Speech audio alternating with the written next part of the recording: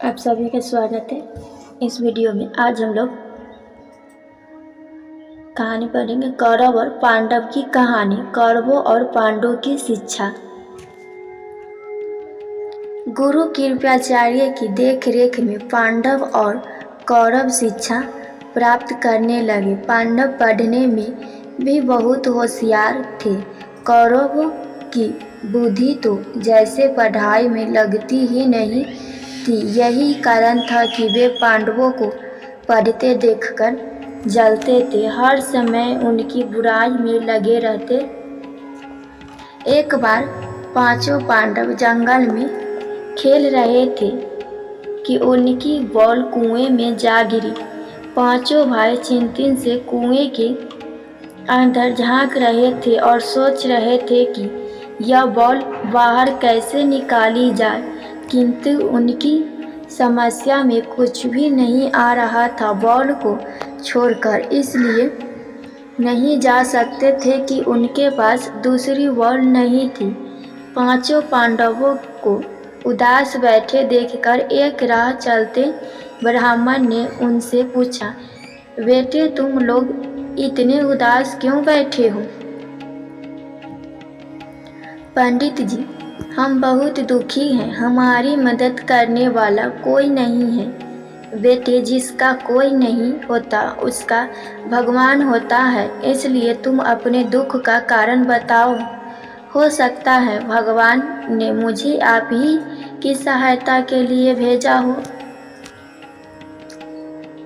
पंडित जी, हमारी बॉल उस कुएं में गिर गई है, किसी तरीके से इसे बाहर निकाल दीजिए, तब हमारी इज्जत बच जाएगी। इतनी सी बात पर तुम लोग चिंतित होने लगे। चलो हम तुम्हारी बॉल निकाल देते हैं। पंडित जी, क्या आप कुएं में कूदेंगे? ना ना ना, आप ऐसा पाप मत कीजिए, यह पाप तो हमारे सिर पर चल लगेगा। बेटे, इस संसार में बुद्धि बड़ा है या पहाड़, इन दोनों में से बुद्धि ही बड़ी है। यह कहकर उस ब्राह्मण ने अपने धनुष को कंधे से उतारकर एक तीर चलाकर बॉल के ऊपर मारा। फिर दूसरा तीर उस बॉल पर। इस प्रकार बार बार उन्होंने तीर पर 3 मारने आरंभ कर दिए, जिसके फलस्वरूप आखिरी तीर से उस बॉल को बाहर निकाला लिया गया। वाह वाह वाह पंडित जी, आप महान हैं। वास्तव में ही बुद्धि पहाड़ों से भी बड़ी होती है। खुशी से नाचते हुए पांचों भाई भीष्म जी के पास पहुँचे और उन्होंने राह चलते ब्राह्मण के बुद्धि की बात बताई। बेटे, ऐसा शस्त्र विद्या का ज्ञाता ब्राह्मण तुम्हें कहाँ मिलेगा? जाओ इसी समय उसे मेरे पास लेकर आओ। हम कौरव पांडव की शस्त्र विद्या सिखाने के लिए उसे ही रखेंगे। यह ब्राह्मण और कोई नहीं था, महाभारत का सबसे गुणवान पात्र द्रोणाचार्य थे। उस दिन से भीष्म जी ने उन्हें कौरवों और पांडवों को शस्त्र विद्या सिखाने के लिए नियुक्त कर दिया। शहर से दूर जंगल में जाकर द्रोणाचार्य ने अपना बहुत बड़ा आश्रम बना लिया। इस आश्रम में कौरव और पांडव दोनों ही एक साथ रहकर शस्त्र विद्या सीखने लगे। गुरु द्रोणाचार्य अर्जुन से बहुत प्यार करते थे। हर समय उनके मुंह पर अर्जुन का ही नाम होता, जिसे सुनकर कौरव जलते थे, किंतु पांडवों को उनसे जलन नहीं थी। परीक्षा। गुरु द्रोणाचार्य ने अपने सारे शिष्यों को शस्त्र विद्या सिखाने के पश्चात उनकी परीक्षा के लिए एक कपड़े की चिड़िया रख दी।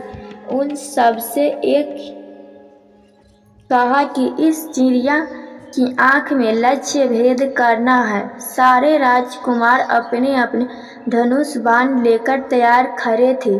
सबसे पहले गुरुदेव ने युधिष्ठिर को अपने पास बुलाया। जैसे ही वे निशान लगाने लगे तो द्रोणाचार्य ने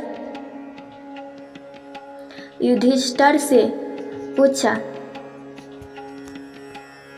युधिष्ठिर, तुम्हें इस समय क्या नजर आ रहा है? गुरुदेव, इस समय मैं डाल पर रखी हुई चिड़िया को देख रहा हूँ और उसके पास ही आप बैठे नजर आ रहे हैं। युधिष्ठिर, अब तुम एक और खड़े हो जाओ, गुरुदेव ने उन्हें कहा। इस तरह बारी बारी सारे शिष्यों को गुरु द्रोणाचार्य अपने पास बुलाने लगे, परंतु किसी से ठीक उत्तर न पाकर उन्हें एक और खड़ा कर देते। आखिर अर्जुन का नंबर आया तो उससे भी यही प्रश्न पूछा गया। गुरुजी, मुझे तो चिड़िया की आंख दिखाई दे रही है। यह सुनकर अर्जुन ने अपना तीर चला दिया, जो सीधा चिड़िया की आंख में जा लगा। वाह वाह वाह कि अर्जुन, केवल तुम ही इन सब में महान हो। सब परीक्षा में फेल हुए, केवल तुम ही पास हुए हो। इतना कहते हुए द्रोणाचार्य ने अर्जुन को अपने सीने से लगा लिया और उसे आशीर्वाद दिया। शस्त्र चलान का प्रदर्शन। गुरुजी के मुंह के अर्जुन की इतनी प्रशंसा सुनकर कौरव और बुरी तरह जल गए। दुर्योधन तो विशेष रूप से उन्हें घूरकर देख रहा था। राजकुमारों ने अस्त्र शस्त्र विद्या प्राप्त कर ली। वे युद्ध के व्यूह रचना के बारे में बहुत कुछ जान गए तो द्रोणाचार्य ने भीष्म जी से कहा कि यदि वे चाहे तो सारे राजकुमारों के शस्त्र चलान के प्रदर्शन को देख सकते हैं। भीष्म जी उसी समय राजकुमार के शस्त्र प्रदर्शन की घोषणा सारे शहर में करवा दी। प्रजा में बहुत बड़ा उत्साह था कि वे राजकुमारों को युद्ध नीति को देखना चाहते थे, इसलिए सारी प्रजा उस दिन इकट्ठा हुई। निश्चित तिथि पर सारे राजकुमार अपने अपने शस्त्रों के साथ मंच पर आने लगे। सब बारी बारी गुरु द्रोणाचार्य के चरण छूने लगे। फिर सारे राजकुमार अपनी अपनी बारी से शस्त्र विद्या के कमाल दिखाने लगे। जब छोटे भाई निपट चुके तो भीम और दुर्योधन के युद्ध का नंबर आया तो दुर्योधन तो पहले से ही पांडव से जलता था। वह तो केवल इस मौके के ताक में रहता था कब पांडव को नीचा दिखाया जा सके। यही कारण था कि दुर्योधन और भीष्म में यह परीक्षा युद्ध भारी पड़ने लगा। उसके क्रोध का तो यह हाल था कि भीम ने अपना गदा दुर्योधन के सिर पर मारने के लिए उठाया तो उसी समय गुरुदेव ने उसे ऐसा करने से मना किया। फिर दोनों से कहा कि तुम अपने अपने स्थानों पर जाकर बैठ जाओ। गुरु का कहना मानकर वे दोनों अपने स्थान पर जाकर बैठ गए। महावीर कर्ण के आगमन की कहानी। अर्जुन की प्रशंसा सारे मंच पर हो रही थी। सब लोगों का जुबान पर यही शब्द थे कि अर्जुन जैसा निशानेबाज वीर इस पृथ्वी पर नहीं है। अर्जुन की यह प्रशंसा सुनकर कर्ण आगे आए और बोले, देखो गुरुदेव, आप अर्जुन को बहुत मानते हैं ना? हाँ कर्ण, जो चीज़ सत्य है उस पर संदेह कैसा? संदेह नहीं, मैं सत्य करके दिखाना चाहता हूँ। मैं अर्जुन से युद्ध करके यह बताना चाहता हूँ कि इस स्थान पर भी आदमी बसते हैं जो अर्जुन से तो क्या संसार के बड़े वीर से टक्कर ले सकते हैं। दुर्योधन को तो यही बात पसंद थी कि पांडव को नीचा दिखाने वाला कोई पैदा हो। उसने झट से उठकर कहा, हाँ ठीक है, कर्ण और अर्जुन में यह मुकाबला हो ही जाए। मैं किसी भी मुकाबले से नहीं डरता। यदि कर्ण को अपनी शक्ति पर इतना अभिमान है तो मैं इसे अभी देख लेना चाहूँगा। अर्जुन भी क्रोध से भरा अपने स्थान से उठ खड़ा हुआ।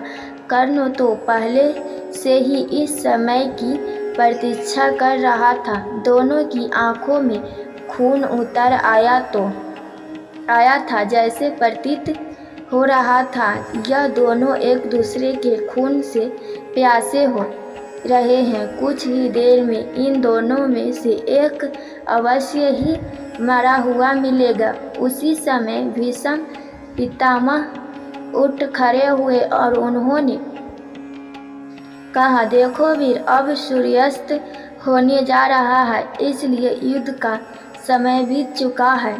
तुम फिर कभी अपनी शक्ति का परीक्षण कर लेना। भीष्म जी का कहना मानकर दोनों वीर अपने अपने स्थानों पर चले गए। एक बहुत बड़ा युद्ध भीष्म जी की बुद्धिमत्ता से टल गया था। गुरु द्रोणाचार्य की दया। गुरु द्रोण और राजा द्रुपद में वर्षों पुरानी शत्रुता चली आ रही थी, क्योंकि जब राजा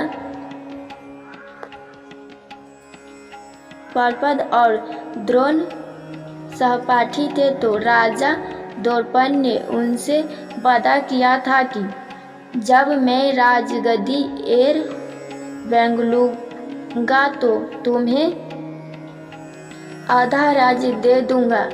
किंतु एक दिन द्रोण बहुत दुखी होकर अपनी गरीबी से तंग आए हुए सहायता पाने के लिए द्रुपद के पास पहुँचे तो राजा पहचानने से ही इनकार कर दिया। इसी क्रोध के कारण ही द्रोण ने द्रुपद से बदला लेने की बात सोची। उन्होंने अपने शिष्यों की परीक्षा लेने के लिए उनसे कहा कि तुम में से ऐसा कौन है जो राजा द्रुपद के देश पर आक्रमण करके उसे पकड़कर हमारे पास ले आए। कौरव इस मामले में बड़े चतुर थे। उनमें से कोई कुछ न बोला, क्योंकि वे जानते थे यदि चुप रहेंगे तो पांडव अवश्य इस काम के लिए तैयार हो जाएंगे।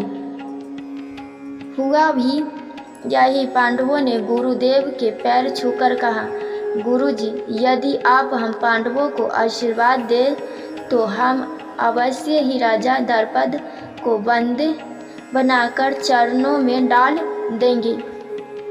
जाओ अर्जुन जाओ, बस एक बार उस स्वार्थी और झूठे आदमी को बंदी बनाकर हमारे हवाले कर दो।